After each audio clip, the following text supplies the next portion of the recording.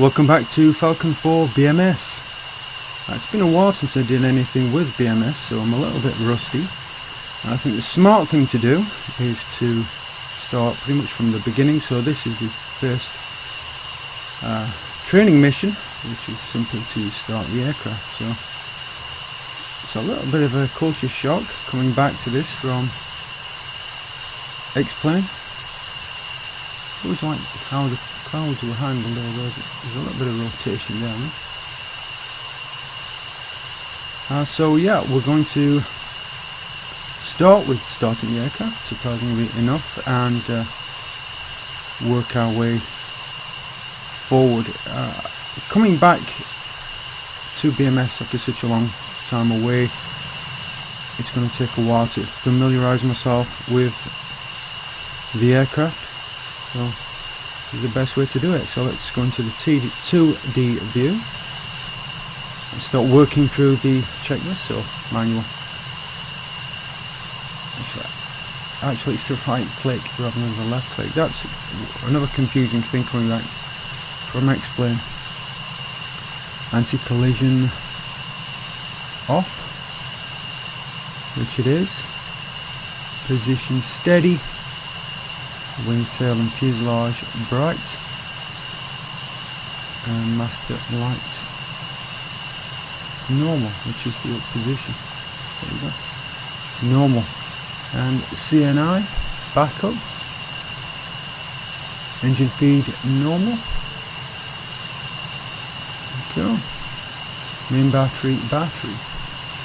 That's one of the big changes from previously to now, is that I'm now using the Thrustmaster Warthog, so it should be an easier plane to operate. I'm interested to see how the throttle will operate when I move it into the idle position. Intercom volume, intercom volume on, which is that one, and it's on. ILS on.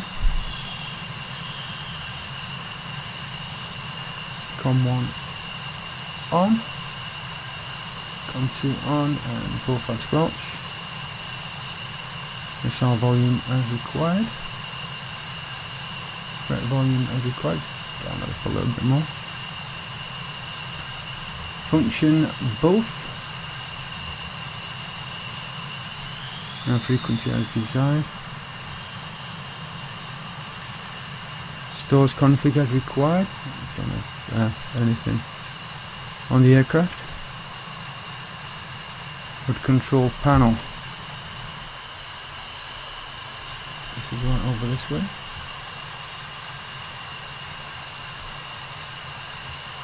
That's actually set as well as it's going to be set. Interior lighting as designed, that's fine. Now air source is always the difficult one. The great thing about the 2D view is you get to look at it really quickly and easily.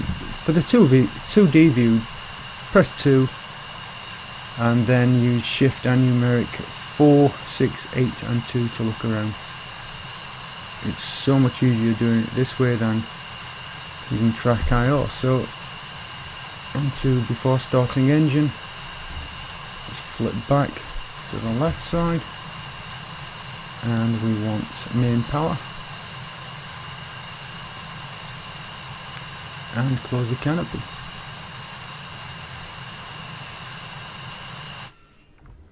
GFS start 2.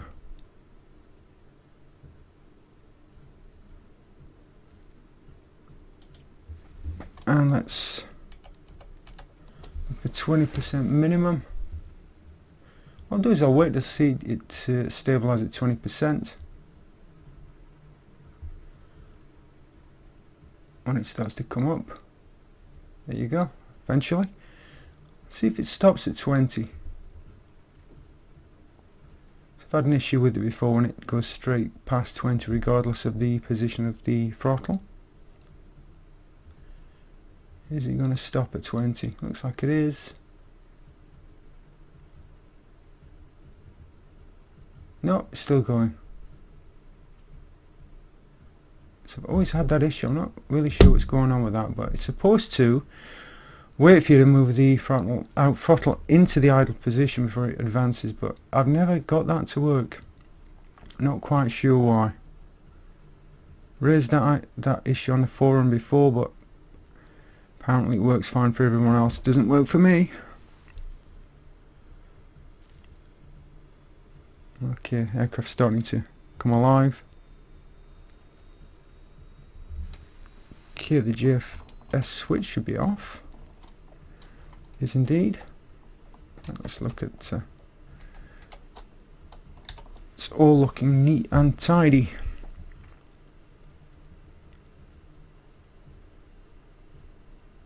Hydraulic and oil pressure caution lights are off.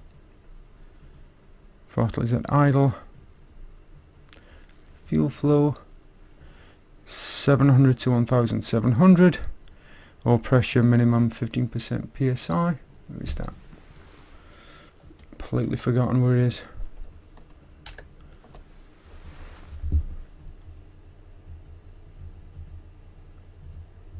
Is that the oil pressure down there? Yeah. No, that's hydraulic pressure. No, I can't find the oil pressure at the moment. It shows you've been away from this for a long time. That's hydraulic pressure.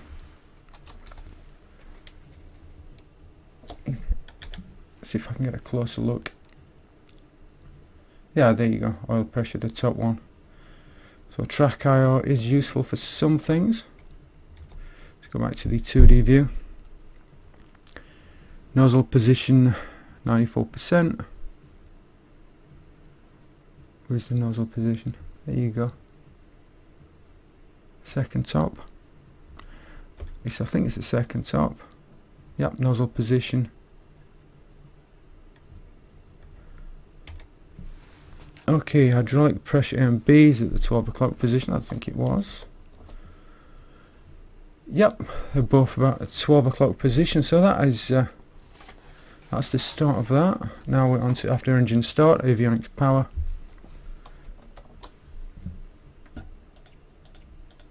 Switching all this stuff on. Let's not go to normal.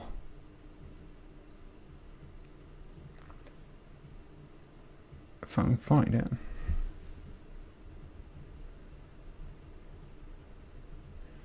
Modular mission computer on, store stations on, MFDs on, UFC on, global positioning system on, data link on, inertial nav system normal.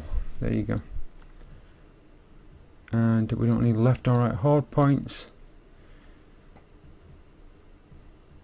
FCR on and radar altimeter to standby. Let's get the HUD on.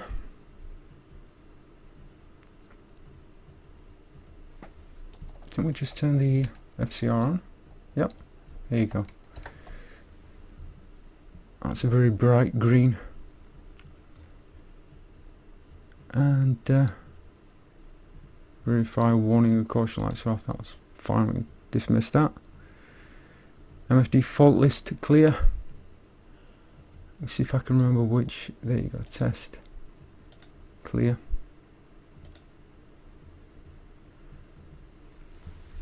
And DTC load. Let's see if I can remember where it is. DTE load.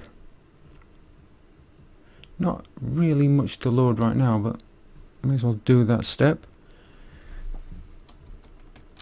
And set to UFC. COM1 as desired, COM2 as desired. Won't be needing any of that for the time being. Fuel quantity, everything set to normal on the fuel quantity select panel. PFLD check for faults. Ready for departure. Seat norm, which is what we would expect. Warning lights. Everything is clear. No issues noted.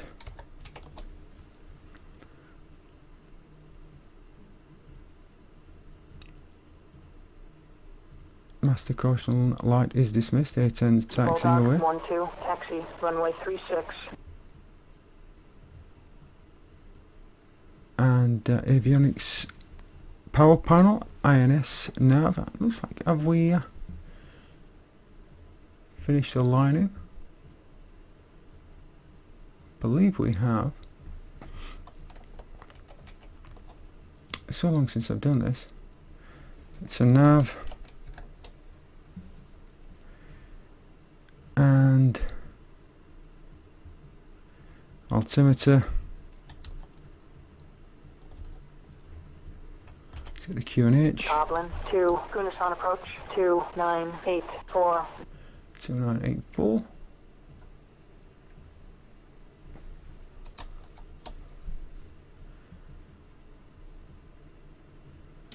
Anti-collision on.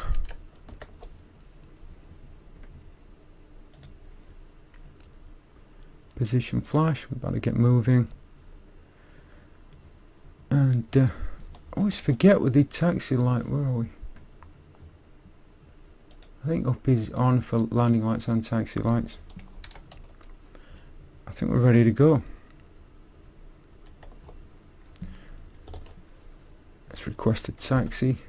Goblin 2-1, ready for departure. Goblin 2-1, taxi, runway 36. So we're going for 36. Let's get the nozzle steering straightened out. If I can figure out how to look at the... Can you look at it with a 2D? I don't think you can actually. So on the seat,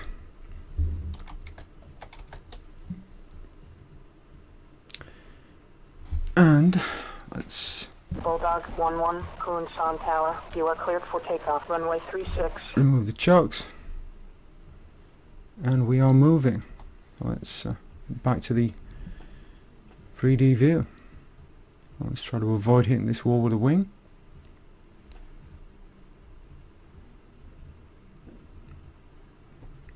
And I'm not getting any.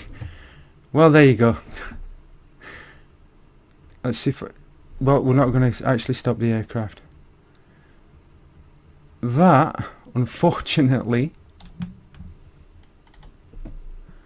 is one of the downsides of Falcon 4 BMS. As we taxi across the grass, that is. One of the things that drives me crazy about Falcon 4 BMS is it constantly loses your settings. So I've set the pedals up so many times. Might as well just let it go. I've set the pedals up so many times, and every now and then it just completely forgets the pedals. It's a real pain in the neck.